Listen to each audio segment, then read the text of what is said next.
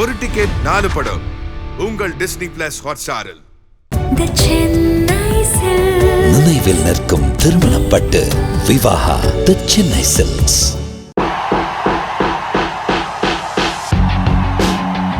எனக்கா மத சாயம் பூசுறீங்க?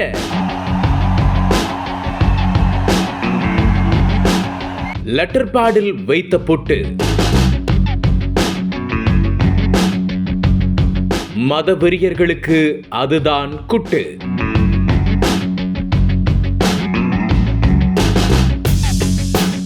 மெர்சல் விஜயால் மிரளும் கும்பல்.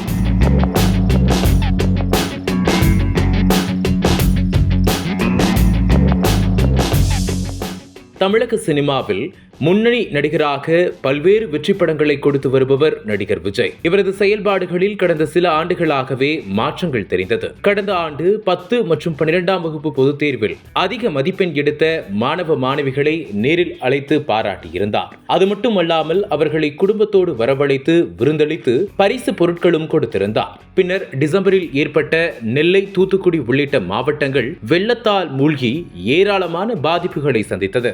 இதற்கு நேரில் சென்று விஜய் பாதிக்கப்பட்ட மக்களை சந்தித்து ஆறுதல் கூறி நிவாரணப் பொருட்கள் வழங்கினார். இதனால் நடிகர் விஜய் விரைவில் அரசியல் கட்சி துவங்குவார் என அரசியல் விமர்சகர்கள் கூறியிருந்தனர். இந்த நிலையில் நடிகர் விஜய் தனது மக்கள் இயக்க நிர்வாகிகளுடன் தொடர்ந்து ஆலோசனை நடத்தி வந்தார். அப்போது தமிழகத்தில் உள்ள 234 தொகுதிகள் குறித்த முழு விவரங்கள் மற்றும் அவருக்கான ரசிகர்களின் பலம் ஆகியவற்றை கேட்டு தெரிந்து வந்ததாக சொல்லப்படுகிறது.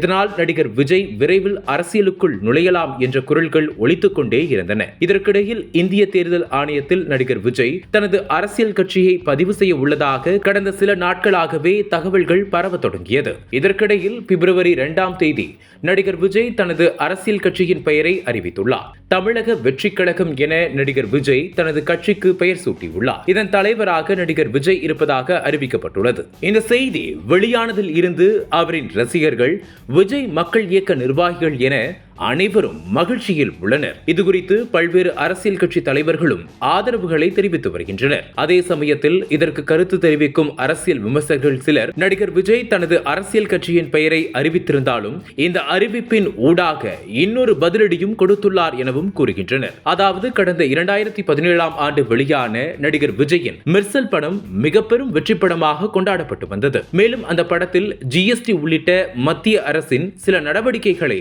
விமர்சனம் செய்யும் வகையில் வசன காட்சிகள் இடம்பெற்றிருந்ததாக எதிர்ப்பு கிளம்பியது. இதற்கு மத்தியில் ஆண்டு வந்த பாஜகவினரால் கடுமையான எதிர்ப்பு கிளம்பியது. அப்போது விஜயை தொடர்ந்து விமர்சித்து வந்தனர். குறிப்பாக பாஜகவின் மூத்த தலைவர் ராஜா நடிகர் விஜயை ஜோசப் விஜய் என கூறி விமர்சனம் செய்தார். அதாவது விஜய் ஒரு கிறிஸ்தவர் என்பதால் தான் மத்திய அரசை விமர்சனம் செய்கிறார் எனும் வகையில் ராஜா கருத்து தெரிவித்திருந்தார். அதே சமயம் பல இந்து அமைப்புகளை சேர்ந்தவர்களும் நடிகர் விஜயை விமர்சனம் செய்திருந்தனர். மேலும் விஜய் தனது கிறிஸ்துவ அடையாளமான ஜோசப் என்ற பெயரை பயன்படுத்தாமல் விஜய் என்ற பெயரில் திரைப்படங்களில் நடித்து மக்களை ஏமாற்றுவதாகவும் விமர்சனம் செய்து வந்தார். இதற்கு நடிகர் விஜய் தரப்பில் எந்த பதிலும் வரவில்லை. ஆனாலும் இந்த விமர்சனத்திற்கு பிறகு நடிகர் விஜய் தொடர்பான சில அறிவிப்புகளில் அவரது பெயர் ஜோசப் விஜய் என இடம்பெற்று கவனம் ஈர்த்தது. அதாவது எனது பெயர் ஜோசப் விஜய் தான், இதனை மறைக்க வேண்டிய அவசியம் இல்லை என்பது போல் நடிகர் விஜய் பதிலடி கொடுத்திருந்தார். இந்நிலையில் நடிகர் விஜய் வெளியிட்ட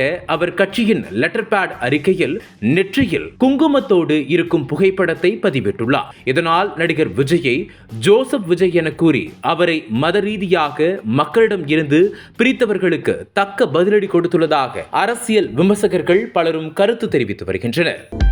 அனல் பறக்கும் செய்திகளை அப்டேட் செய்து கொள்ள நக்கீரன் களத்தை இப்பவே சப்ஸ்கிரைப் பண்ணுங்க.